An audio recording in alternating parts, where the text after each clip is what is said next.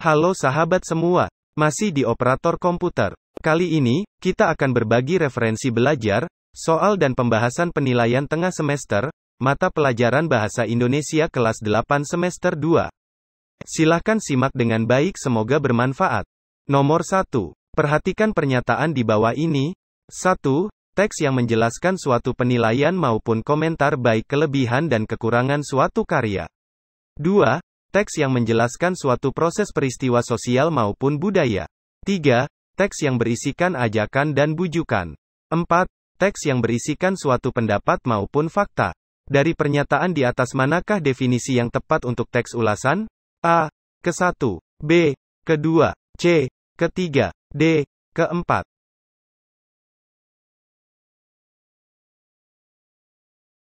Jawabannya adalah A. Ke-1.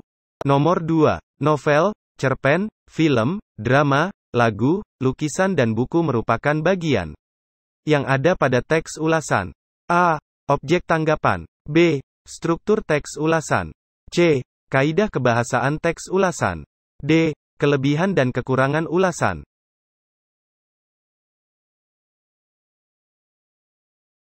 Jawabannya adalah A. Objek tanggapan.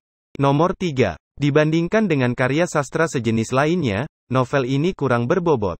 Lukisan perwatakan kurang begitu mendalam, jalan ceritanya terkesan mendatar saja, tidak ada hal-hal yang menarik perhatian pembaca. Penggalan teks ulasan di atas merupakan bagian A. Simpulan teks. B. Kelemahan teks. C. Latar teks. D. Keunggulan teks.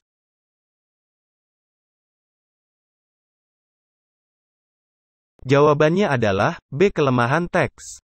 Nomor 4. Perhatikan pernyataan di bawah ini. Identitas, orientasi, sinopsis, analisis, evaluasi, rekomendasi. Bagian di atas merupakan bagian dari teks ulasan. A. Kaidah kebahasaan ulasan. B. Struktur ulasan. C. Objek tanggapan ulasan. D. Kelebihan dan kekurangan ulasan.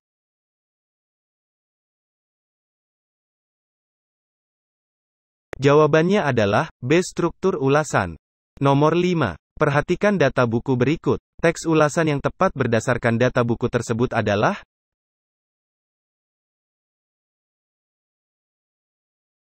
Jawabannya adalah A. Buku Jangan Mau Jadi Pembolos karya Edi Warsidi dengan penerbit CV Alibaba, Manokwari, tahun 2010 ini, cukup berhasil mengemas penyampaiannya. Penampilannya yang lugas dan gaya bahasa sehari-hari menambah daya tarik. Sayangnya sampul buku kurang sesuai. Nomor 6. Novel ini sangat layak untuk dibaca oleh semua umur, baik remaja, dewasa maupun orang tua. Di atas merupakan struktur bagian. Teks ulasan. A. Rekomendasi. B. Sinopsis. C. Analisis. D. Evaluasi.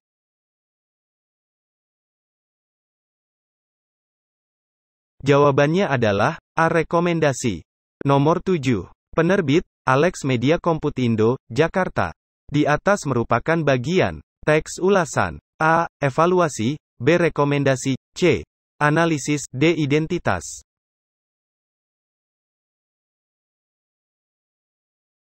Jawabannya adalah D. Identitas.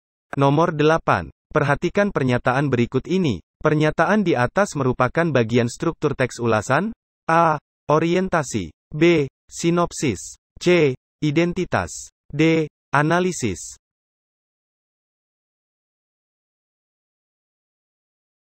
Jawabannya adalah C. Identitas. Nomor 9. Bacalah kalimat berikut. Dilan merupakan novel karya Pidi Baik yang mendapat apresiasi dari berbagai kalangan terutama anak remaja. Sementara itu, novel garapan Pidi Baik ini kini diangkat ke layar lebar untuk mengobati kerinduan para pembacanya. Kutipan kalimat di atas merupakan bagian struktur teks ulasan. A. Orientasi. B. Identitas. C. Sinopsis. D. Analisis.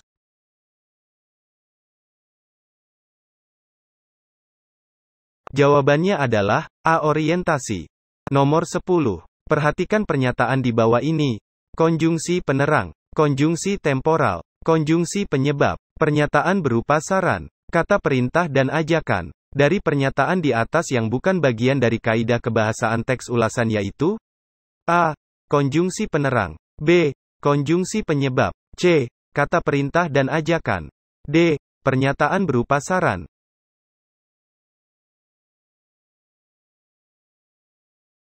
Jawabannya adalah C. Kata perintah dan ajakan. Nomor 11. Jangan sampai salah pergaulan hingga pada akhirnya kita malah tersesat. Pernyataan di atas pada kata jangan merupakan bagian kaidah kebahasaan. A. Konjungsi penyebab. B. Konjungsi temporal. C. Konjungsi penerang. D. Pernyataan berupa sara.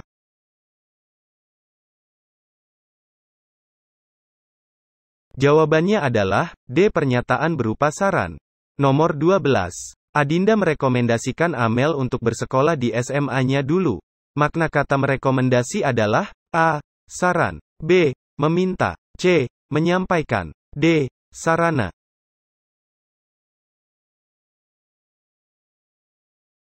Jawabannya adalah A. Saran. Nomor 13. Kata-kata seperti bahwa, yakni, dan yaitu merupakan bagian dari konjungsi. A.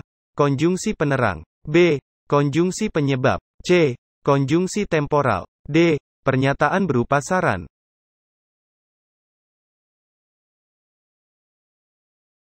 Jawabannya adalah A. Konjungsi penerang. Nomor 14. Langkah menyusun teks ulasan adalah.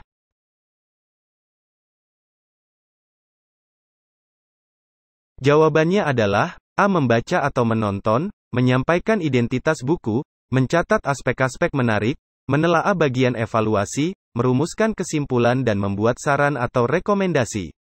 Nomor 15. Secara garis besar teks persuasif merupakan teks yang A. Teks yang menjelaskan suatu penilaian maupun komentar, baik kelebihan dan kekurangan suatu karya. B. Teks yang menjelaskan suatu proses peristiwa sosial maupun budaya. C. Teks yang berisikan ajakan dan bujukan. D. Teks yang berisikan suatu pendapat maupun fakta.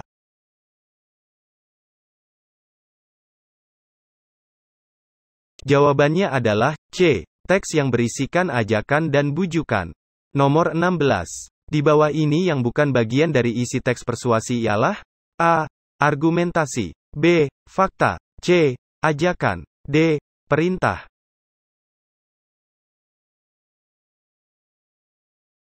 Jawabannya adalah D. Perintah. Nomor 17. Paragraf berikut yang merupakan teks persuasif adalah.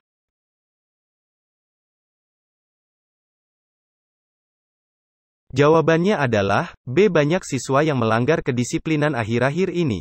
Semua itu karena kurangnya kesadaran mereka untuk mematuhi peraturan.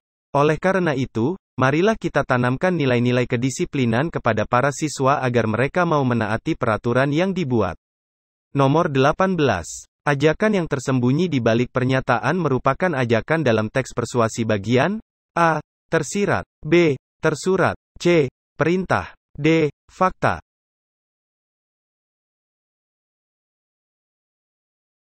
Jawabannya adalah A. Tersirat. Nomor 19. Struktur teks persuasi yang tersusun dengan benar adalah A. Pengenalan isu, pernyataan ajakan, penegasan kembali, rangkaian argumen. B. Pengenalan isu, rangkaian argumen, pernyataan ajakan, penegasan kembali. C. Penegasan kembali, pernyataan ajakan, pengenalan isu, rangkaian argumen. D. Rangkaian argumen, pernyataan ajakan, penegasan kembali, pengenalan isu.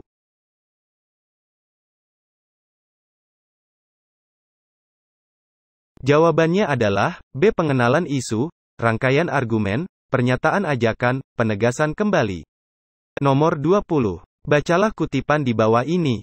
Pro dan kontra tentang pengadaan UN, ujian nasional, di setiap sekolah yang menjadi penanda kelulusan setiap siswa, masih saja berkembang hingga saat ini. Bagi mereka yang kontra menganggap bahwa rasanya tidak adil jika hasil belajar selama 3 tahun di sekolah atau 6 tahun di sekolah dasar hanya ditentukan selama 3 hari. Kutipan di atas termasuk ke dalam struktur teks persuasi bagian A. Pengenalan isu. B. Pernyataan ajakan. C. Rangkaian argumen. D. Penegasan kembali.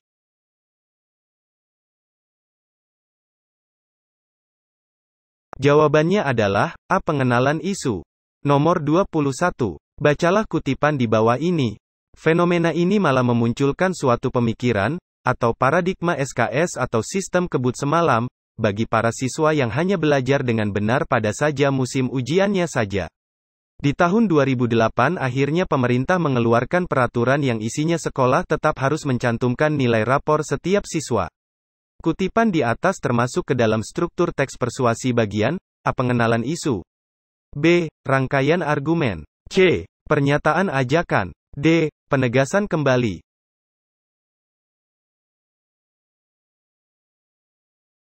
Jawabannya adalah B. Rangkaian argumen. Nomor 22. Bacalah kutipan di bawah ini. Agar nilai rapor mereka mendapat nilai yang bagus ditunjang dengan nilai UN, sehingga syarat kelulusan siswa-siswi ini bisa tercapai dengan mudah. Maka dari itu, kita harus mulai untuk belajar sedini mungkin untuk mempersiapkan UN agar kita dapat mengerjakan soal ujian dengan baik dan menambah pemahaman kita akan setiap materi yang sudah diberikan oleh guru di sekolah. Kutipan di atas termasuk ke dalam struktur teks persuasi bagian A. Pernyataan ajakan, B. Rangkaian argumen, C. Pengenalan isu, D. Penegasan kembali.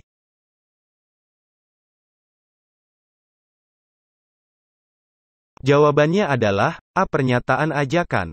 Nomor 23. Bacalah kutipan di bawah ini.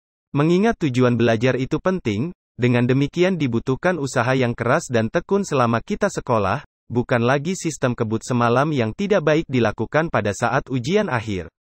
Marilah kita mulai berpikir untuk giat belajar sedini mungkin karena tidak ada kata terlambat, yang ada hanyalah penyesalan di kemudian hari. Kutipan di atas termasuk ke dalam struktur teks persuasi bagian A. Pengenalan isu, B. Penegasan kembali, C. Pernyataan ajakan, D. Rangkaian argumen.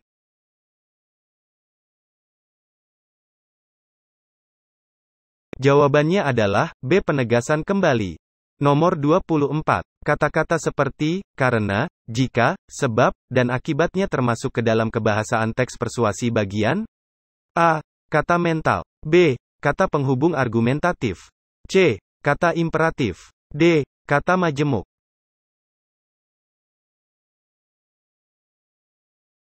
Jawabannya adalah B. Kata penghubung argumentatif. Nomor 25. Bacalah kutipan di bawah ini.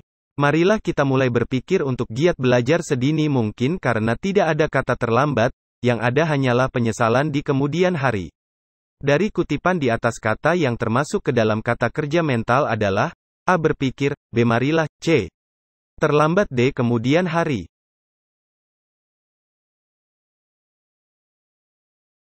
Jawabannya adalah A. Berpikir. Nomor 26. Langkah-langkah yang tepat dalam menyusun teks persuasi adalah A. Tentukan tema, susun perincian, pengumpulan bahan, pengembangan teks, B. Susun perincian, pengembangan teks, pengumpulan bahan, tentukan tema, C. Tentukan tema, pengembangan teks, susun perincian, pengumpulan bahan, D. Pengumpulan bahan, tentukan tema, pengembangan teks, perincian.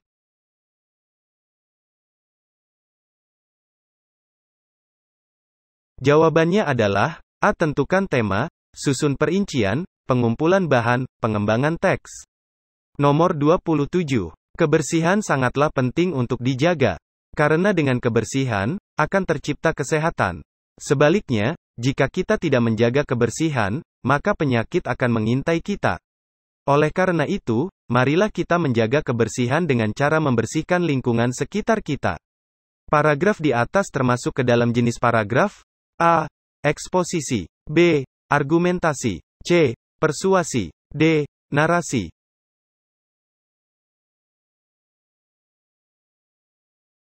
Jawabannya adalah C. Persuasi. Nomor 28. Perhatikan kalimat berikut ini. 1. Sejak terjadinya bencana gempa bumi dan gelombang tsunami itu seringkali bencana tersebut dijadikan sarana untuk memungut uang dari masyarakat. 2. Banyak organisasi atau kelompok orang tak bertanggung jawab meminta sumbangan untuk korban bencana tersebut. 3. Mereka beroperasi di atas bas kota, lampu merah, dan pinggir-pinggir jalan lainnya yang mengatasnamakan dinas sosial. 4. Oleh karena itu, masyarakat harus berhati-hati terhadap ulah oknum tersebut. 5. Kami organisasi sosial peduli kasih tidak pernah meminta sumbangan dengan cara-cara seperti itu. Kalimat fakta pada teks tersebut ditandai oleh nomor A, ke-1, B, ke-2, C, ke-3, D, ke-4.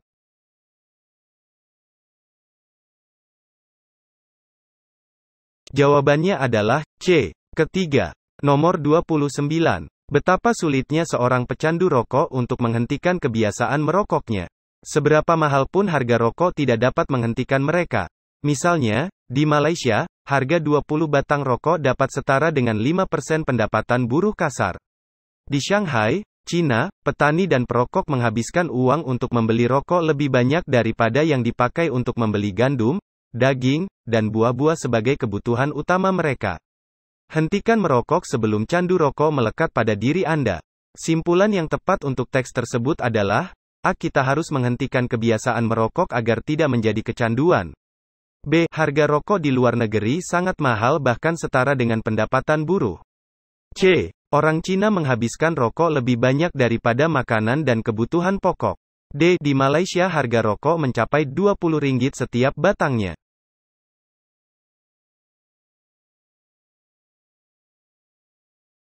Jawabannya adalah, A. Kita harus menghentikan kebiasaan merokok agar tidak menjadi kecanduan. Nomor 30. Teman-teman, jujur saja, kita memang belum bisa terbuka membicarakan soal seks dan kesehatan reproduksi. Padahal, itu penting sekali untuk kita ketahui supaya tidak terjerumus ke jalan yang salah. Nah, lewat situs-situs tertentu di internet, beragam informasi yang kita butuhkan bisa kita dapatkan. Paragraf tersebut merupakan teks persuatif bagian struktur, A. Pengenalan isu, B. Rangkaian argumen, C. Pernyataan ajakan, D. Penegasan kembali.